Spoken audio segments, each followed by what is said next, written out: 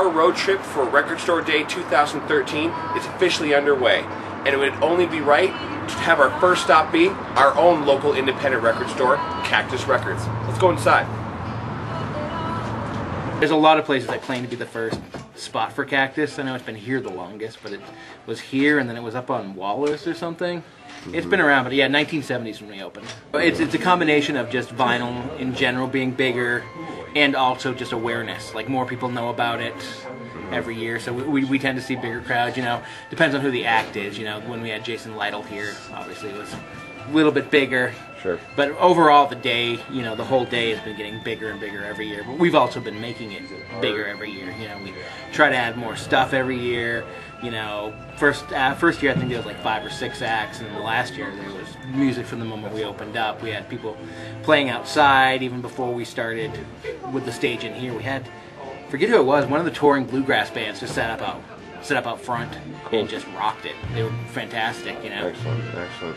You know, I mean, record stores used to be the predominant place where you learned about music. You know, now we learn about music through the internet or through, less and less so, but through radio, and that tends to really be homogenized. You know, you see what you're supposed to see. You know, what the big acts are. You know, every once in a while someone can break through on like YouTube, but even when they do, you know, it's the record store mentality that pushes people through. It's the idea of that grassroots thing. I mean, that's what record stores are. It's how people learn about music at the very basic level. You know, we will put on music that people haven't heard of, and they'll come in and go, "What is this? I want it." And they wouldn't be exposed to that any other way. You know, you don't just, things don't just happen to pop up on download sites in that same way where you kind of experience stuff you weren't expecting to experience, and that's how you find your favorite bands. That's how I found most of my favorite bands, was hanging out in record stores as a kid. You know, if I'd only listened to the radio, I'd still be listening to whatever was top 40 in '86. You know, a bunch of other bands are still like, we're still trying to figure out who's playing and when. I know we're hoping to have a bunch of giveaways. I think we're going to have more product than usual. We certainly ordered more. It's still hard to know. We never know what we're going to get till like 3 days before. You know, even with indies, the bigger indies always do, you know, get more than the smaller indies. If you're a huge store in Seattle, you're probably going to get the very limited White Stripes, whatever it is, before we do. But I know we've ordered a lot bigger this year than we have in the past. We're planning on it just being a bigger event.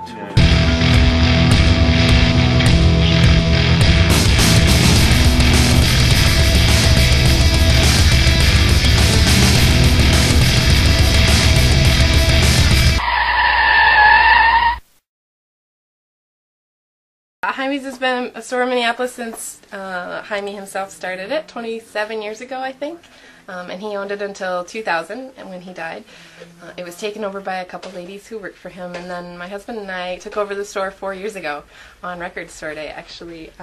We lived in the neighborhood, and we didn't want to see our local shop closed, so we quit our full-time jobs and took over. I was 8 months pregnant with our daughter, and my son was a year and a half old. It was a very impulsive, crazy thing to do, but it was a really great thing to do. And then the year following that, we actually closed. We had a big show on Record Store Day in 2010, was that right? And we closed that day, the day after Record Store Day, to move the store to our current location right here. So we're located next to a great, you know, local cafe and hardware store. There's a grocery store going in across the street, so it's nice to be next to like a couple different local independently owned businesses. You know, we live in Minneapolis. It's a great place to own a record store. There are so many good record stores in town, and we're really fortunate because that means we have a really good local collecting community, a ton of natural-born customers who have been collecting for so long that they would be surprised if all the record stores went away. You know, there's been an influx. Actually, there was a store that like opened a startup just a few years ago. You know, a couple great ones have closed in the last years, but we still have a really vital community. We have the Record Collectors Co-op, and we have the, what is it called, the record sale at the VFW every 2 months. So there's just a lot of collectors, a lot of dealers in this city, and it's a great place. Plus there's a really vibrant local music scene, and people are putting out their local, you know, Minneapolis bands are putting out records on vinyl, which is great for us and great for them to have that we can be a place where they can sell their stuff. So 3 years ago, we had a big show at the old space and then moved, and then 2 years ago, this is our third block party. So we close off the street next to us and have a stage outside, and we have 15 bands playing both inside and outside. It's a little bit crazy because even though Record Store Day is always the third Saturday in April, we live in Minnesota. It's going to snow tomorrow. It's going to be cold, and it has snowed during our block party before. And we just, it's Minnesota. People make the best of it. It's spring and it might snow. So we wish the weather could be nicer, but we can't control when it is. I think in a couple of years it's on like the 16th of April, so that makes me nervous. But we always have a really big party, and yeah, it's a really great time. Yeah, and we try to involve a lot of local businesses too. People like I just picked up from the little garden store seed bombs that they want to like give away. People give away CDs. The Noiseland Industries is this local. It's not a label. They produce vinyl, so they're giving away a local compilation with. If you buy a local record, a Minneapolis band record, you get a free compilation from Noiseland Industries this year, so that's really cool, yeah. We will have a ton of stuff on sale, so we normally have 50-cent and $1 records. All that's going to be 10 cents. We've got like a puppet show coming. We've got a beer tent that's going to be here as part of the block party. And then inside there'll be a bunch of bands. It's a really crazy day. And one of the garden centers is going to be selling plants and stuff, so we're trying to make it all about spring, but...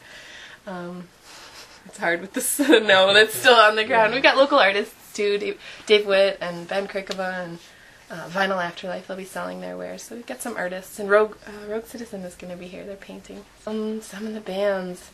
Chastity Brown is going to play. Penny Royal and the Ericksons, Big Quarters and Audio Perm, Southside Desire. For Dave and I, it's our anniversary party. We ask all of our favorite bands to play, and so it's all like in our opinion the coolest local bands that we could get here. So I'm trying to think of who else. The day before, on Friday, Charlie Barr is going to be here. He's a really great musician. He's unfortunately has to be in Kentucky on Saturday, otherwise he'd be here during the block party. But he's going to do an in-store on Friday afternoon, so we're actually kicking it off a little early, which is fun. A lot of people I think are going to come and scope out where the Record Store Day release vinyl will be in our store on that Friday night, so they can plan their strategy. For us, it's about being a part of the community, a collecting community. I love my customers. We have some of the best customers in the world. I have customers who come in weekly, every week, and spend hours here. I know these people. I love these people, and I feel supported by them because they buy records from me, and there's a lot of ways you can spend 3 hours on a Friday afternoon. I appreciate that they spend it with me. It's a good habit to have. People are always like, oh, I spent too much money, and it's like, well, you could have drank that money, or you could have put that money somewhere else. Thank you for supporting me in my small business. And I always joke that I live in Mr. Rogers' neighborhood. I mean, I run into the mail lady at the local pub. I see the furniture store lady at the cafe next door. Record stores are important, but independently owned businesses are important. It's really fun to be a business owner in a small community with a bunch of other independently owned stores. And it's kind of funny how important our customers are to someone. You get to know a person with their tastes, and you see them every month or every week, and you know what they like, and then you remember, oh, he was looking for that Black Sabbath record. It's good to see you, Jim. I got that Black Sabbath record you wanted. I always hang on to stuff because I know.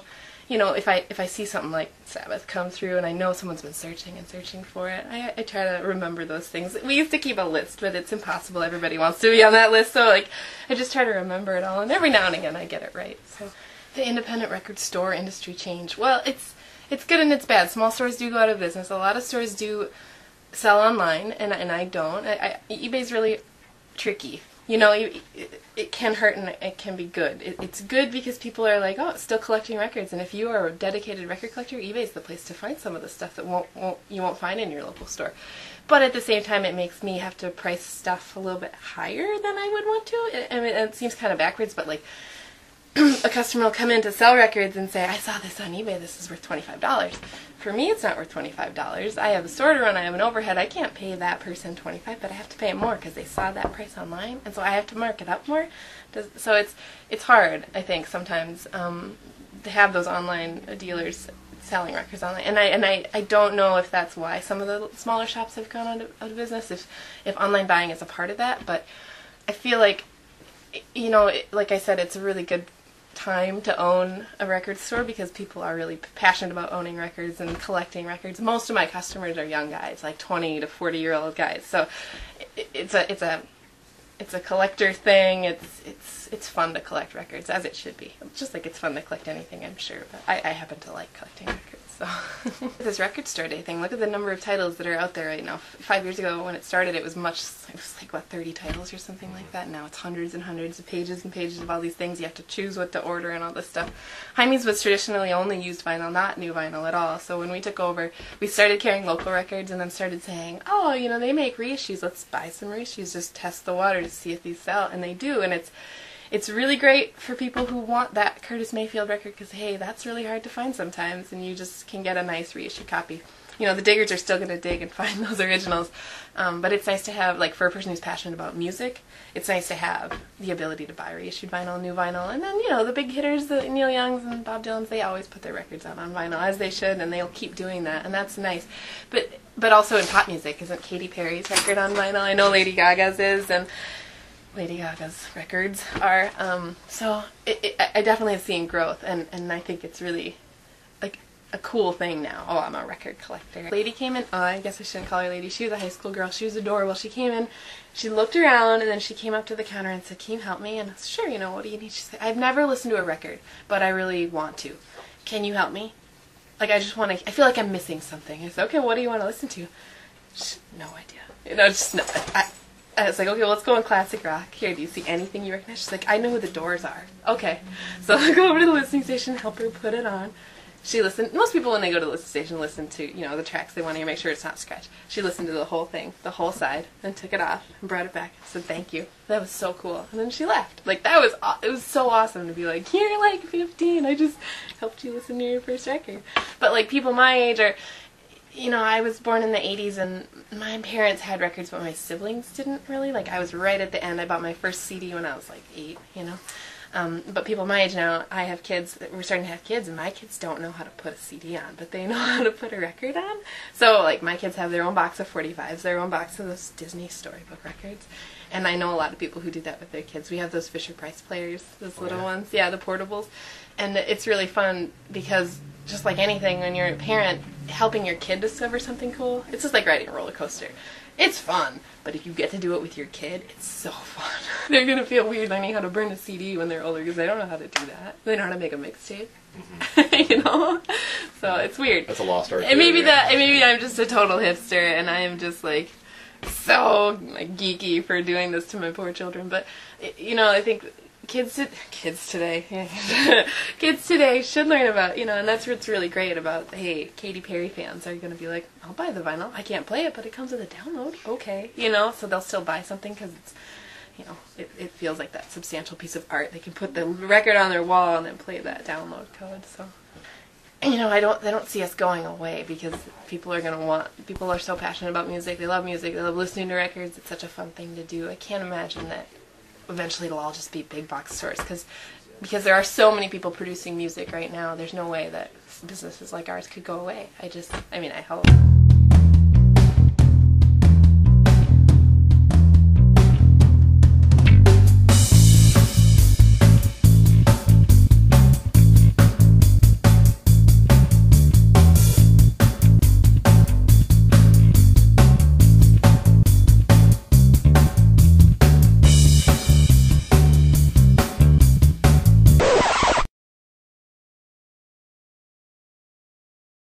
Alright, the exclusive company. We are the oldest full-line independent record store in the nation. Ernest Tubb, all country, that one beat us out. We've been around since '56. So it's our 57th year in business, which is pretty awesome. We've got 7 stores, all in Wisconsin. And yeah, we're the exclusive company. Record Store Day. Each one of our stores is everyone has their own kind of celebration going on. So, I mean, all of our stores are going to have the releases and stuff like that.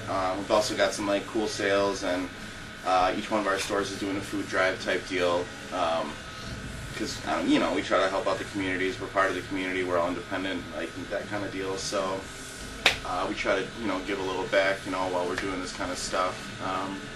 And then the entertainment, either some stores are just having DJs, some are having DJs and bands. Like this store, for instance, we're having 7 bands throughout the day, including J.D. McPherson, which is going to be really cool. He's in town that day playing just down the street actually at Shank Hall, so we got lucky enough to kind of rope him into coming down. He's going to play a few tunes and sign some records. It kind of works out that he's got a record store day release out, so kind of is cool there. Then a bunch of really great local bands, including Trapper Shep and the Shades, who just recently got signed to Side One Dummy, and really, really cool kind of Americana rootsy rock band. And we've done stuff with them for years, and so it's really kind of, in this past year has been really nuts for them, and it's really awesome to see, like, we get to go down to South by Southwest and do a little showcase and stuff like that, and them kind of getting a little bit of the recognition that, we've been seeing, the promise for all these years, and then all of a sudden, it's kind of happening a little bit, so yeah, it's really cool. The CD, there's definitely been like a downswing, but one part of it that it has been starting to get some press finally is that the vinyl resurgence is like really making a huge impact. Like, the growth of our vinyl section has been, and the sales for vinyl across the chain has been huge. I mean, we're at the point where some of our stores, it's like a quarter of their total sales. And, I mean, 5 years ago, that was unheard of, but it's awesome. I mean, the younger kids, this was kind of myself, 6 years ago or so as well. Same thing. It's like you get your parents, turntable, you borrow that. You start out with their collection, and then, if you like it, if it's something that you kind of want to get into, you branch out on your own, and you just build, and kind of the excitement over physical media has kind of come back, and yeah, it's really awesome. And then on the side of that, other than that, other things that kind of keep us afloat, doing like pre-owned, like used stuff, that's huge, just because, as far as like margins are concerned and stuff like that, that's a really big part of our business now too, is pre-owned stuff, which is cool, like, especially for like it's records, CDs, DVDs, all that kind of stuff, so that's been huge. And as well as kind of branching out and trying different kind of things. You don't want to become a Spencer Gifts, but bringing some of these kind of, boutique-y type items into the store, like, it kind of makes sense. It's pop culture stuff. We have pop culture customers. They're fans of that stuff. They're fans of music and movies, and yeah, maybe they want a t-shirt. Maybe they want a mug or something. Maybe they want a Darth Vader cookie jar, whatever. So, those kind of things, and then obviously, trying to give the best customer service we can.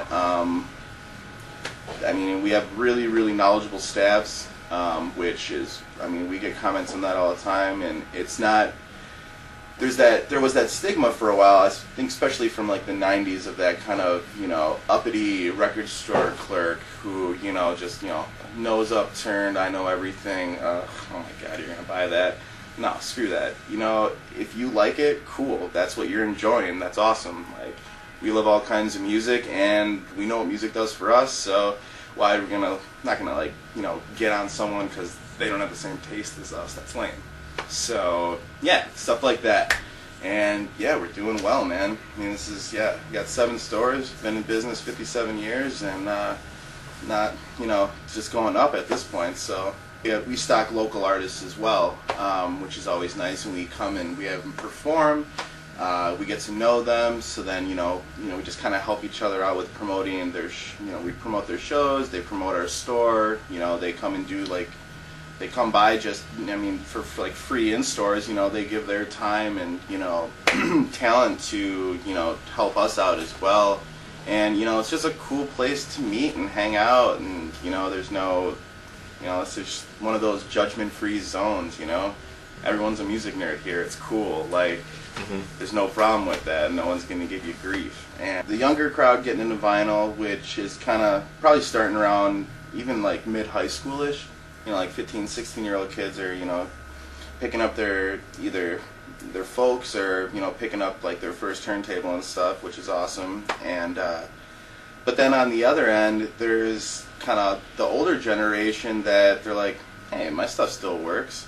Oh, I remember that. I remember that kind of warmer feeling. I remember how I enjoyed the pops and the cracks and the imperfections, and it has a different feel to it. And they're like, hey, they got a bunch of stuff. It looks like, you know, it's still around, so I'm going to pick some up again and kind of revisit that. So we're getting a little bit of both, and so, yeah, it's really cool. I'm sure there's going to be some changes. I know that there's been this kind of recent cassette revival thing in a way, which is a little goofy. I'm not sure that's going to stick around too long. You know, well, I mean, you can label it whatever you want, one of these little hipster things or whatever, but, I mean, you know, that seems more like a trend than the vinyl type stuff is, so, to me at least, and, but yeah, I don't know, I kind of just see it keep on growing. I don't think it's gonna necessarily reach, like, the apex of the 90s or something like that, but at the same time, I think that, you know, there's room in communities for them, and the communities want them. Like, if they didn't want us, we wouldn't be around. And I think that's gonna, you know, probably, you know, the need for us is gonna become, I think, even a little bigger. I mean, I know you can buy stuff online and all that, but you can buy everything online, essentially. You could just never go to the store, any store. But unless you're like a hermit, you know, people like social interaction. You know, we like talking to our guests about stuff, and they like talking to us about stuff. I mean, that's, you know, how we learn more about, you know, new bands, and like, I mean, our customers turn us on to stuff as much as we turn them on to stuff. So I think, yeah, the want is definitely there, and I think it's just going to keep going. But we do digital sales too, so we're not, you know, throwing the X up on that, like, no dice, because, hey, some stuff is out of print, you know, and sometimes you can't fork over $100 for this, like, used LP or CD, you know, so, hey, if it's available digitally and you just want the music and you're not able to get it anywhere else, that, you know, it's about the music, so it is a way to get it. So that kind of stuff, we're not, you know, we don't say, you know, like, down with digital or anything like that, you know, kind of embracing all mediums. Sure. As far as records are concerned, I mean, they're art in a lot of, like, ways too. I mean, it's, you know, CDs you're not really going to throw up on your wall, but a nice 12 by 12, you know, LP like jacket, you know, a lot of them look really cool, and they're pieces of art, you know. So yeah, and then the digital downloads are awesome. You know, that just kind of, yeah, exactly, that makes everyone happy. And especially sometimes they'll even throw bonus tracks on the digital, you know. I was listening to, last year there was a Black Angels record store day piece, and, you know, the A&B was cool, and then for the digital download they included a bonus of them covering the Zombies' She's Not There. It was awesome. Yeah. You know, stuff like that. It's cool because the bands seem to kind of realize that too, that there is that coexistence, and so they're trying to, you know, I guess facilitate that for their fans. I'm Bill. I'm Dan. And that's Iggy. Been around since, 40 years. We took over about 18 years ago. I worked there for a few years before that. I suckered Dan in along for the ride, and we've been here ever since.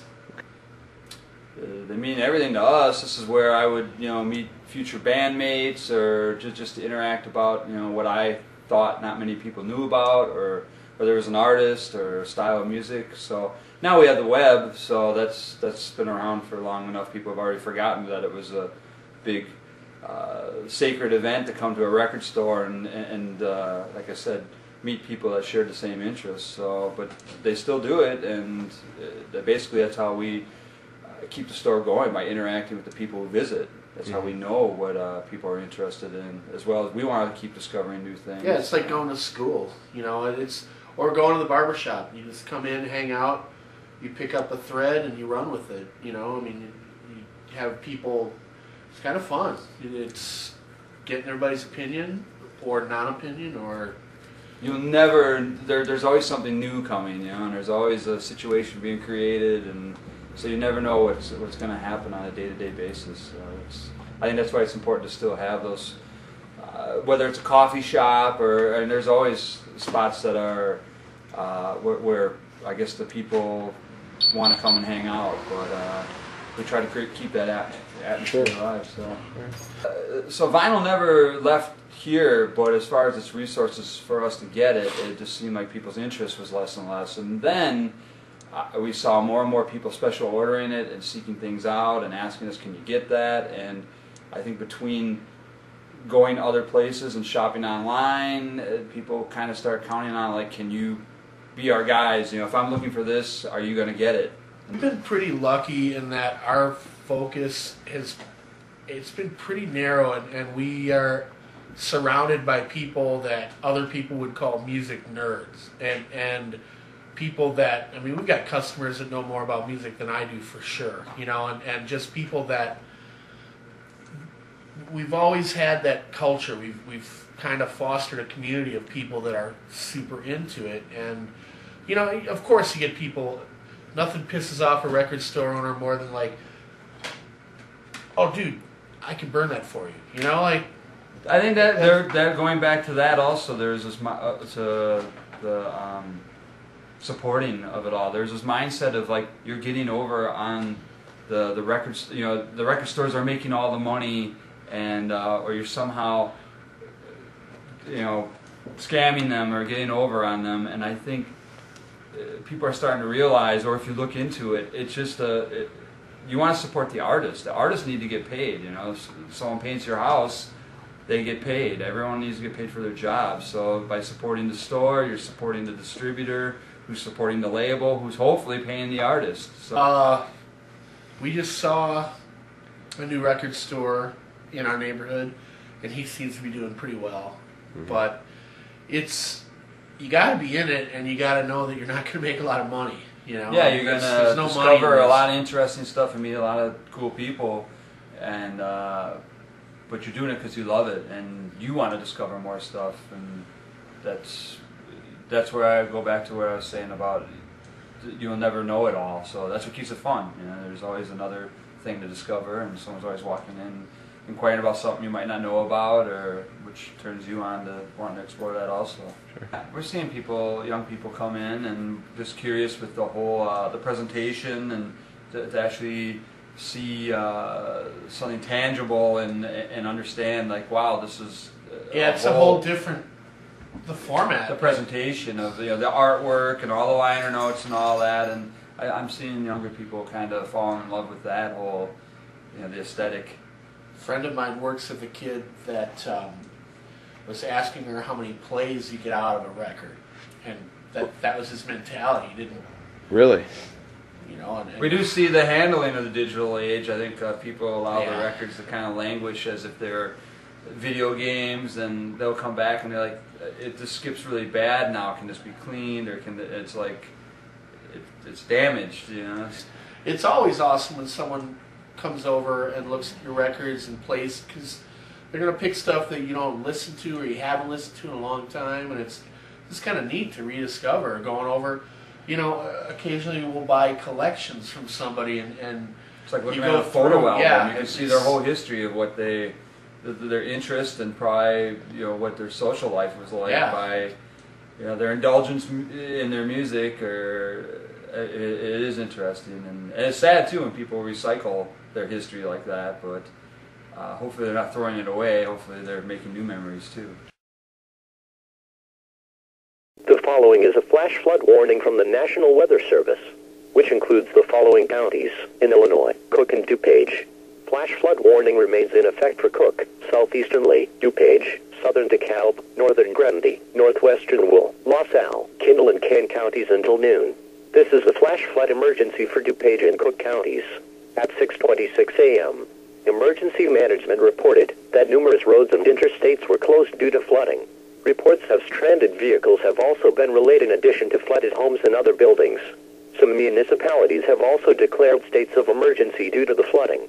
3 to 5 inches of rain have fallen in the past 24 hours, with approximately half of that falling since about midnight across many areas. Additional rainfall of 1 to 2 inches is possible through the morning hours, which will only worsen existing flooding as well as allow new flooding to develop. Well, the rain started and we were warned about the floods in Chicago, but I think we're going to risk it.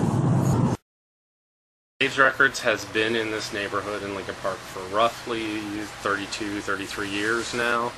It was originally a chain called Secondhand Tunes. I worked for the original owner. I've been here 28 years, and then he sold it to an internet company that went bankrupt within a couple of years, and then out of the bankruptcy, I bought this one location. So for the last 10 years, it's been Dave's Records, but everybody in the neighborhood and everybody that's been here a long time knows it's Secondhand Tunes. I still get people that call up 10 years later and ask for Secondhand Tunes, but it's not us. People love that sign, but the sign was out of practicality, because when I bought the store, the CD half was next door, because when it was Secondhand Tunes, this was the CD half and the vinyl half was next door. So when I bought it, just to stop people from coming in and, you know, with their big bags full of CDs to sell, it was mostly out of practicality. It wasn't that I hate CDs, I don't like CDs. It's just, this is the format I've always liked. It's the format I'm comfortable with dealing with, even when it was Secondhand Tunes. I pressed to have, you know, the vinyl half. When the owner wanted to split it into two stores, I said, let's do it format-wise, because back in the 90s, late 80s and 90s, that's how it was breaking down. You know, people were either shopping CDs, or they were shopping vinyl, or they were music people that did both, so they didn't mind going in next door. So, I mean, that's really why it's there. But people do love it. You know, they do love that no CDs. I mean, because it makes you part of a club. The younger kids, I think, like that. They think it's part of some secret club. I don't feel like it's some exclusive, like, secret kind of club that we're all part of a vinyl, conspiracy against the world. You know, that digital world. You know, we're not like that. You know, I'll listen to music on whatever format I have to. You know, if Tom Waits puts out an only CD item, I'm going to listen to it. You know, it's not like I'm against CDs. I was always confused when I saw vinyl kind of dying off, because it just didn't seem to me that was happening. And it seemed like in the late 80s and 90s, all of a sudden, they were making more new titles. And I'd get them, and we'd sell them. And I was like, why isn't there some kind of requisite increase in the number? So I think nowadays, because they're in more places where they track it better, I think they're seeing the same things that I've been seeing for a lot longer than that. It has never died. It died with the generation, the Nirvana generation, the late 80s, early 90s. They're the ones that used to come in, look at that sign and go, oh, it's just old man music, and not realize that they still made vinyl, and a lot of the bands they liked on vinyl. And that generation kind of got wedded to that, but that's when the vinyl change that you're seeing now that's written about, it's that young generation that thinks vinyl is cool again. You know, I think vinyl connects you in a way to music, to other people. You can buy it online, but most people, when they're buying vinyl, they're buying it in a store, and I think they like the physical aspect of it. The physical virtual build, the physical building of the collection, whereas in the past, your whole collection, you built 10,000 songs virtually on your CD. You don't have a real connection to them about how you built it. You can't even really, like your record collection, you can look at and see the whole scope of it. Whereas you can scroll through, but you can't see all 10,000 songs that are there. But you kind of know they're there, and you kind of know where you got them. But with a record, you know who you were with, you know what day it was, you know who broke your heart that day, and you went out and bought that record. There's an emotional thing to records that's different than. And I think that is what is connecting with the younger generation, because I find so many of them starting to build collections even before they have turntables, as opposed to, which makes no sense to me. But but it's like that first step, dipping your toe in the water. It's like, I'm going to buy the record. Oh, now it's got a digital download, so I can listen to it. But then eventually, when I get over my fears, I'll buy that turntable. So. I think there's just something about vinyl that makes you want to connect to the music more, and to connect to music shoppers too. I think people like coming out and looking in somebody's bag and saying, hey, what did they just buy? What was that? Or they come and hear something playing and they go, what was that?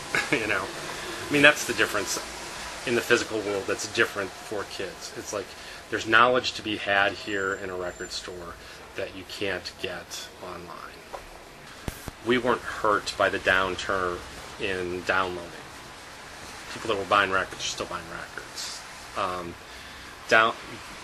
Downloading killed the physical CD because you didn't have to have it anymore. Even with your CDs, you pop them in your computer, you rip it, you're done. And then you don't, the cases go sitting somewhere, but you're not doing anything with them. Like with a record, where you want to play it, you got to pull it out of the jacket. You got to play it. Mm-hmm. And once that happened, the stores that had all their inventory set in CDs that they had paid, for used CDs, paid $5 a piece. They used to get $10 for them. Now they couldn't sell them for $1. Mm-hmm. And they also found with a lot of those stores, probably set up digitally early on, so all of a sudden they would start selling their good stock online immediately, and then their store, it's like I'm making all my money online, why do I have this storefront? And then the costs of doing business also are why people stay in business, and sometimes it's not necessarily that vinyl is dying and it can't be profitable, but in some areas, you can't pay the rent to do it, so you can't have a store. I mean, every town would like to have a little record store, but there's a lot that goes into surviving in a business in and of itself. And I think for the businesses that have survived from that crash in the downloading era, where CD, like half of your stock immediately became irrelevant. Mm-hmm. And what are you going to do with that? It's like you can't. Some CDs became collectible online, and for that Madhouse Prince CD that you can't find anymore, some guy will pay $100 online. Yeah, that does happen, but not not very often. And so for those people, I think they probably had a little bit of vinyl in the background that they had just let waste away, and then they heard stories or heard rumblings or started going, we need to stock some stuff, and then all of a sudden they bought stuff. And this is what I found in the transition from when I bought the store, because I had been adding more and more new vinyl as time went on, and I was always shocked at, really, we can sell that? Because certain things you think you can't sell, and I think a lot of CD retailers didn't have a lot of faith in vinyl anymore, and as they gained more faith in it, that little rack in the back all of a sudden became half the store and helped to save them. And so I think that's the story of vinyl saving a lot of stores. Mm-hmm. You have to be prepared to be a business person as well. You can't just think it's cool to hang out in a record store. You have to love music, have to love selling it to people, and have to love knowing how to keep that viable. Because the store, it's a great place starting out. You can get a great collection of stuff to open a store, but keeping it running when all of a sudden, people aren't bringing in cool records anymore, and your real cool store that you opened when you started, what are you going to do? So, here we have a good mix of, as long as you keep a good mix of stuff, new and used, and a variety of things, I think you're always going to survive. But you have to know where your customers are going. You have to know where you want to go with the business too.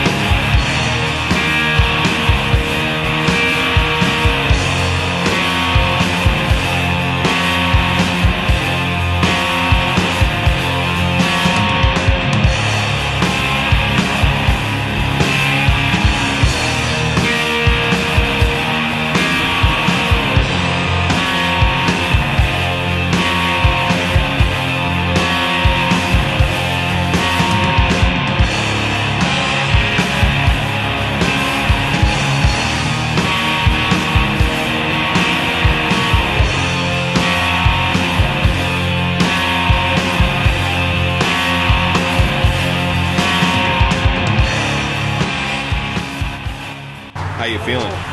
I'm feeling good. Yeah? I'm sure around noon I won't be feeling so good. You don't got to go to work or anything, do you, after this? All right. What releases are you looking for? The Now, Public Image Limited, the Kate Nash. I would too. I hope they have the Poltergeist Glow in the Dark soundtrack. A lot of other stuff. Those are kind of the top ones. White Stripes. Have you been coming to Record Store Day every year? I came last year, was the first year, but I came too late and I didn't get anything I wanted. So.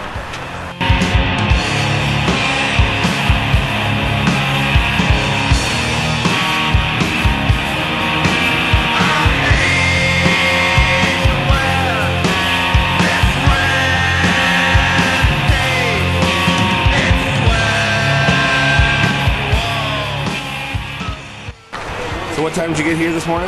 4:30. 4:30. How was it? Pretty cold, or just? It wasn't too bad. We were ready. We knew it was gonna be cold. Do you wait in line every year, or? This is my first record store day. Oh, really? Yeah. I'm sort of new to the vinyl. What are you looking for in particular? At the drive-in's Relationship on Command. There's a couple of Animals re-released on 10-inch. Feel your odds are pretty good for getting that, or? Yeah. I called the store. So they've got a decent number of mine. No, they're not going to go super quick.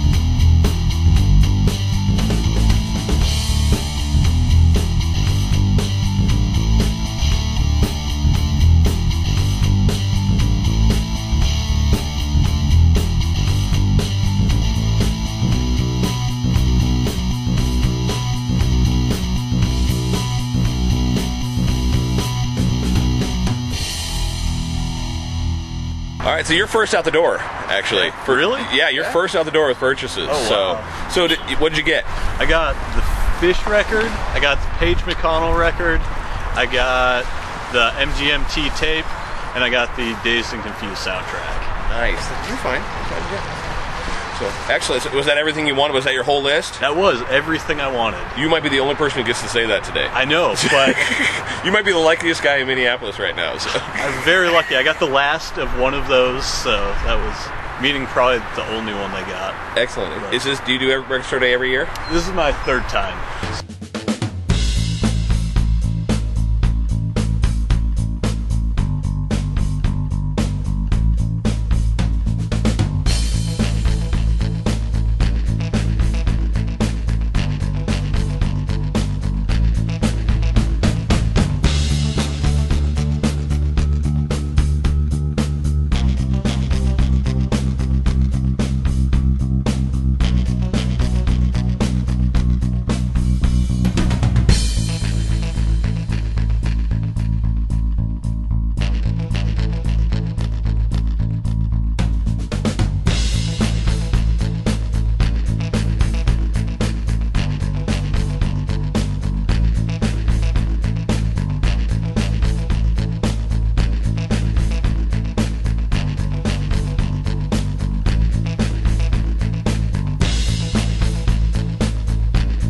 first record store day I came to, I did not realize it was a big deal, and so I came at like 3 o'clock in the afternoon, and there was like nothing left.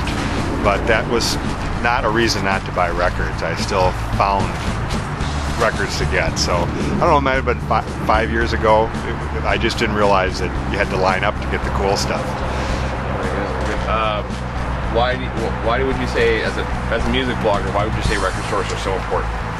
Well, I mean, they're kind of the lifeblood of what, you know, when I was younger, you know, record stores was really the only place you could get music. And now when you can get music anywhere, anytime, it kind of loses kind of the hunt. I mean, half the fun is the hunt, and half the fun is the community that gets created. And when you have a store like this, I mean, you know the record clerks, and they give you tips, and it's a curated tip. It's not just something. So I mean, there's a life there. There's an ambiance there that you're never going to get sitting in front of your computer. And there's a life, and there's so many records that I have bought just because it's displayed. And one of the record store clerks has got a little sticker on it saying that it's a great album, or someone tells you that it's a great album, or you hear something on the sound system and go, what the hell is this? You're not going to get that, you know, searching on the web.